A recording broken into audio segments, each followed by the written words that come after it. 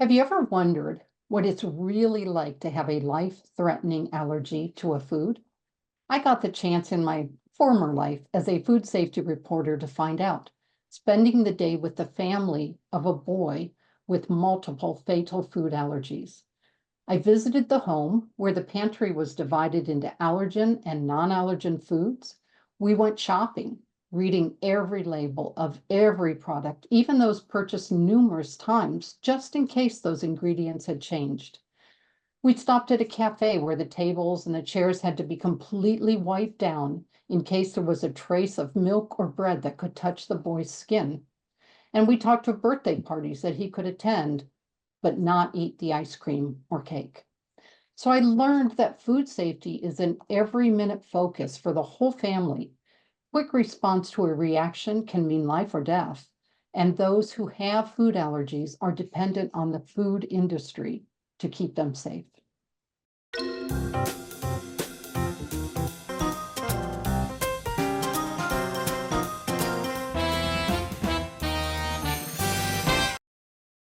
I'm Lisa Lupo, your host of Tag Talks Food Safety, and today I've asked Tag's Senior Director of Regulatory Affairs and General Counsel, Eric Edmunds, JD, to further discuss food allergens, labeling requirements, and food industry best practices that can help us simplify the lives of those with food allergies, even help keep them alive.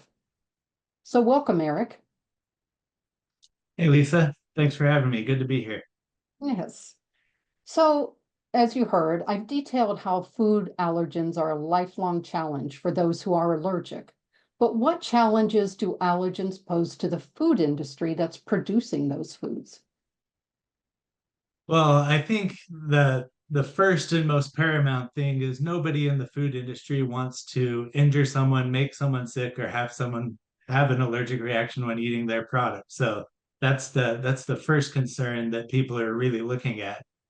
And on top of that, there's the regulatory issues. So implementing allergen preventive controls in a facility to prevent cross contact or ensure that they're properly labeled so consumers have the right information readily available and so they can actually make appropriate choices for their allergen preference or allergen needs is really important. And just looking through the complexity of allergens, whether you're dealing with a supplier that has an allergen in the facility, even if it's not one that you're buying, the kind of due diligence you have to do to make sure they're controlling cross contact as well. So it goes beyond just what's happening in your facility, but what's happening throughout the supply chain and requires a pretty substantial amount of work to make sure that your product isn't going to present an allergic issue for consumers with allergens. So, can you provide a general overview of the major food allergens and their US labeling requirements? Yeah, so as of last year, there are now 9 major allergens in the US. And one thing that I always find a little interesting is because most people look at allergen declarations on food labels now, and it's just the norm. It's what's there. But FALCPA was the statute that actually mandated allergen declarations in foods, and it was only passed into law in 2004. So it's still a relatively new concept when it comes to food regulations. But it really just at the time the 8 major allergens: the milk, eggs, fish, crustacean shellfish, tree nuts, wheat, peanuts, soybeans, and now with the addition of sesame making the big 9 allergens, required that you declare allergens in one of 2 ways. The most important part is the allergens need to be declared by name on the product label. So there's really 2 ways you can do it. The one you see most prevalently or most commonly is the contain statement, where you just list all of the major allergens in the contain statement, so it's really readily available. And I actually prefer and recommend that method whenever possible, just because it's the most easily seen. Mhm. because it's separated from the rest of the ingredient statement. But FALCFA does actually allow you to just include the allergen by name in the ingredient list as well.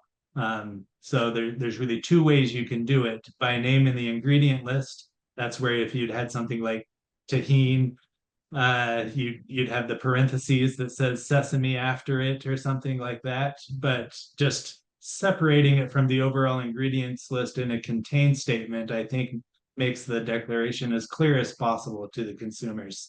And you see it so commonly in the industry that that may be all that someone's looking for is a contain statement. So I always kind of recommend you follow that method for some consistency across foods and to reduce risk.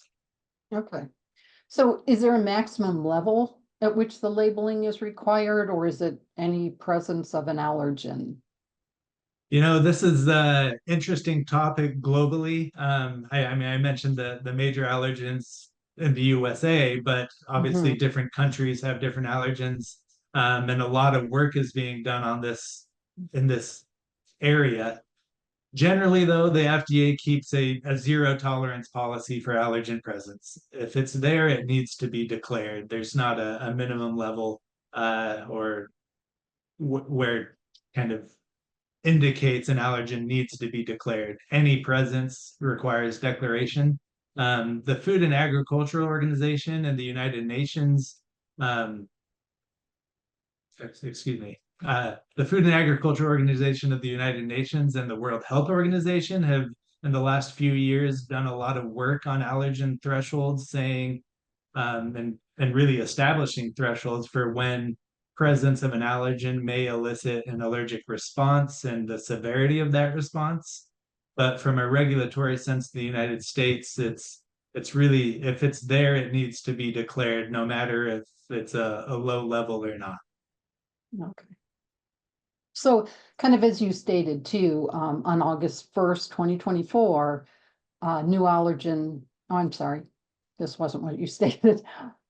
In January 2023, FDA added sesame as a ninth major food allergen, and it seems that bakeries in particular have had some challenges with that. So why is sesame labeling an issue, and how are bakeries dealing with that?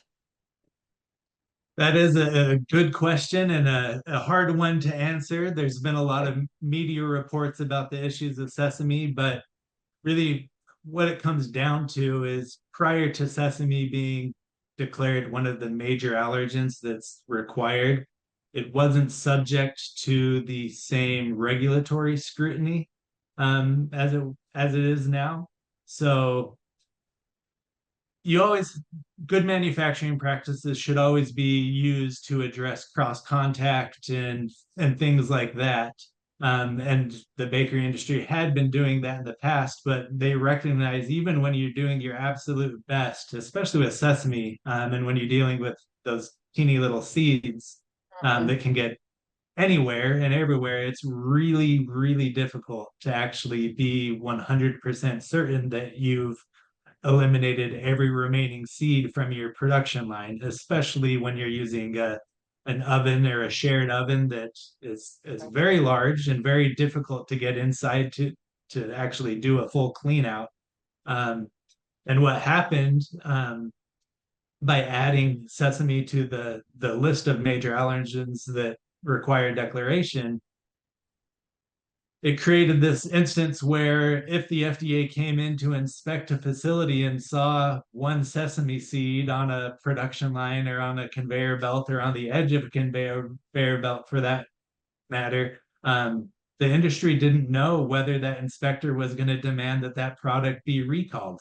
Okay. If it was a product that didn't contain sesame on a shared line sort of scenario. So they continue to do their absolute best in cleaning and preventing cross contact, but recognizing the challenges that are particular to cleaning of sesame on shared lines. They really took a couple different approaches. So some facilities have tried to move to sesame free, that they don't produce any sesame products, or at least having a dedicated line, or kind of reevaluating their cleaning and sanitation procedures to see if they can do better. But it also created this issue where even doing their absolute best, if they recognize there is some risk that sesame seeds or sesame of some sort would remain and have some potential for cross contact, they wanted to kind of protect themselves from product recalls and any other regulatory enforcement. And some manufacturers did eventually decide that we can't guarantee that there's no cross contact. And when this new regulatory requirement for declaration, we don't want to risk a product recall. So they've reformulated in some instances to include small amounts of sesame flour or otherwise, so they can include sesame in their ingredient statement and in their contain statement, because a may contain statement isn't ever going to satisfy the FDA when it comes to regulatory requirements for allergen declaration, and particularly for sesame now that it's on that major allergen list in the USA. Okay. Yeah, and along those same lines, you do see may contain an allergen of, whatever type it is on packaging. And there is a lot of controversy around that use, partly because of, FDA and partly because it does further limit foods for those who are allergic. So what other reasons might food producers use that labeling? And are there other ways are there things they could do to help avoid that? Yeah. So there's a couple of different angles you can look at this, and primarily the may contain statement is an opportunity to reduce potential liability if there is an allergic reaction to a product. So, and sesame is the best example. So just because it's so commonly, or it's in the media pretty commonly now, especially now that it's a major allergen, that facilities used to kind of add that and say, we're doing our best in terms of GMP to prevent cross contact, but we know it's not perfect. And so they wanted to create some sort of awareness, while still falling within the typical FDA or USDA labeling regulations of ingredients, the contain statement for the SALCPA or allergen labeling portions of those standards or requirements. While still providing some measure to protect the consumer that may be severely allergic. So they're recognizing, yeah, we're implementing proper GMPs to clean, but we recognize it's not perfect. And so we want to provide some sort of awareness or some sort of notification so people with a severe allergy can avoid this product to reduce their risk of having allergic reaction. And I kind of mentioned there's work on allergen thresholds happening, and that may play into when a may contain statement is appropriate or not, and could be kind of considered in part of an overall risk analysis. But for now, there's in certain situations, it's hard to avoid a may contain statement altogether. And it may not even be something that you're doing in your facility. You may have a supplier that Right. you're using something that they kind of indicated or may include a may contain statement on their product or ingredient specification that you don't have any direct control over. So you kind of have to carry that through.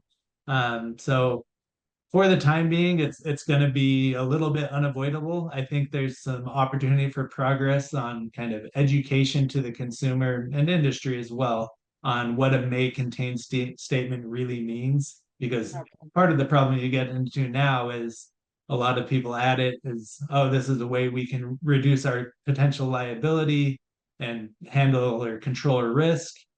But as a result of that, they're pretty prevalent in the industry. So consumers may totally disregard them and not pay attention to them at all. So having a little more regulatory guidance on the structure and consumer education on what a may contain statement really means would be helpful.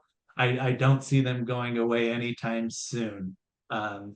Ideally, I would at least like to see some standardized language when it comes to those, because whether it's processed in a facility that handles this allergen or may contain this allergen, and all these other kind of variations that you see, and really kind of pushing forward the fact that this is a liability mitigation measure, controlling risk, making consumers aware, but having that put to a more consistent standard would help with overall implementation and understanding of what a may contain statement may mean for someone with a food allergy. Okay. So let's jump back now to USDA FSIS, where it said on August 1st of 2024, a new allergen verification sampling program took effect for those regulated facilities that produce ready-to-eat products and label the absence of a food allergen. So can you discuss what this new regulation is and why it was enacted and what it means? Yeah, and it's not a proper regulation. It's a sampling program that has a lot of regulatory impact, let's say. Okay. So the FDA, the USDA, and I mean local or state health agencies have for a long time implemented something similar or for different products, whether it's pathogens or allergens or otherwise, but go around to really get an evaluation and gather information on the industry to see how well is compliance coming along. Are there products out there that are unsafe or have issues? And it helps guide the regulatory agencies on kind of enforcement and things that they should be focusing on for ultimately just protecting the consumer to make sure that there aren't risks or hazards out there that aren't being properly controlled by the industry. So this one is specific to USDA products and allergens. It's somewhat,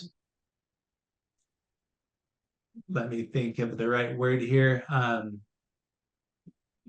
focused on what it's actually doing. So it's basically the USDA is going to go out into the market and sample products that are making no allergen or allergen free claims and just evaluate Mhm. those products to see what is the actual compliance percentage or are there issues with these sort of products. And it replaces a program that's been in place at the USDA focused on soy labeling, but now they've kind of expanded it to address other allergens that are of concern or are major allergens, including gluten for that matter, because that's a common claim that's made now as gluten free. So the USDA wants to have some information on are these products really gluten free, or is this something that we should be looking into addressing more diligently from a regulatory perspective? So while not a regulation, if they go out and test your product and find one of these allergens when you're making a clear declaration that it's not there, um, you're in for a regulatory challenge and likely a product recall. So something to really be aware of that these sampling programs have a real regulatory impact if they do find something that isn't supposed to be there. Okay. So, Eric, when you're, out working with clients that have allergen and non-allergenic products, what are some of the best practices that you've seen to help prevent the cross contact in both ingredients and food being produced? Yeah, I'll kind of skip over the supply chain controls of really Okay. being aware of what allergens are present in your supplier's facility and everything, and focus on what you can do in your own facility. And I think this applies across the board. It's been more common in manufacturing facilities with the kind of more stringent FDA regulations on it, but you Mm. see it being implemented even more in retail facilities as well. So it's some of these are a little more manufacturing specific with space and everything, but some of them can be applied across the board. But one of the ideal things that you'll see in a facility is whether it's a dedicated facility or production line to handling that allergen. You've seen this for a long time when it relates to peanuts and peanut butter, just with the high potential of an allergic reaction to that product that people kind of say this is a peanut facility. or dedicating a line to that product. But you see it more and more for other products. Mhm.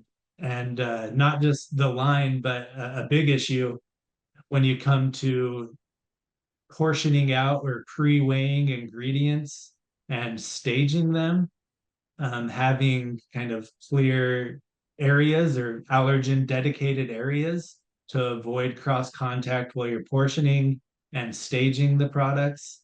And kind of adding to that, not just having those areas, but when you are handling or dealing with a product that has a different allergen profile than other products, color coding tools is also very useful. So yeah, I use this brown scoop to scoop out all the wheat allergens, or the white one when I'm dealing with a dairy allergen or a milk allergen. Um, those are all very useful and provide a really quick way that someone viewing from a distance can say, well, they're using the wrong color tool. There's a risk there, and be able to implement kind of immediate corrections if you do see some of that stuff. Um, One thing that I do emphasize that I think most of the industry is coming around to is the whole fact that the food safety plan requirements and the preventive controls rule require you to assess hazards and implement them when they're reasonably implement preventive controls when they're reasonably foreseeable. Um, but the idea of calling allergen labeling or allergen checks a preventive control, which requires some additional document practices and documentation, has lagged a little bit when you Okay. look across the industry, because you kind of look at it and think, well, we've approved this label, we've looked at the formulation, and we're going there. But I see more and more common that that final allergen check, comparing the finished product label to the formulation and batch record to Mhm. verify that the correct allergens are declared, is a very worthwhile practice, Okay. particularly when you see the history of allergen recalls. One of the most Right. common recalls there is, and if you look at the review, there aren't many allergen recalls for cross contact. The industry is doing a really good job of cleaning and sanitizing, or cleaning up allergen and preventing cross contact. A lot of the time, it is the wrong product put into Uh, the package or the wrong label put onto the formulation. So I think that's a really important one to look into as an option or consider as a preventive control, largely due to the history and the frequency at which we see these type of recalls. okay. Well, some great words of wisdom and advice there. Any final words that you would have for whether the industry or the consumers who are allergic? I would, I mean, there's a few things, and some of them would repeat kind of what I've already said. I think this idea of really calling out preventive controls and taking the allergen controls really seriously, um, is worthwhile. Even if you've never personally had, you can knock on wood, but never personally had an experience with an allergen recall or anything like that with your product, but really addressing that. One thing that I found very beneficial, and you had the story of kind of spending the day with the family with people with allergens in it. Um, Mhm. a lot of employees and workers on production lines, they may not have that family member with a food allergy. And part of when you're training on the importance of this sort of thing is to kind of really make them understand the why, to get employee Right. buy-in Okay. on the importance of it. And I have yet to be to a facility where I'm dealing with allergen training issues and everything, that you can't ask the audience or ask the people you're training who has a family member, a child, or a brother or sister or anything else that has a food allergen. And you can actually really bring that kind of personal aspect to the greater community, I guess, that um, emphasizes the importance of how it could personally affect a team member or their family member. And it is an opportunity just to really drive home the why and importance of allergen, and personalize the training in a sense, to help understand the importance of this for those people with allergens.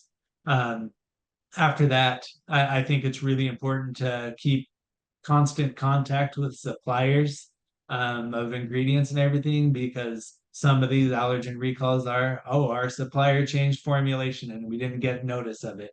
So that constant communication and interaction with your suppliers is also very helpful in kind of preventing an issue before it happens, just because you're unaware.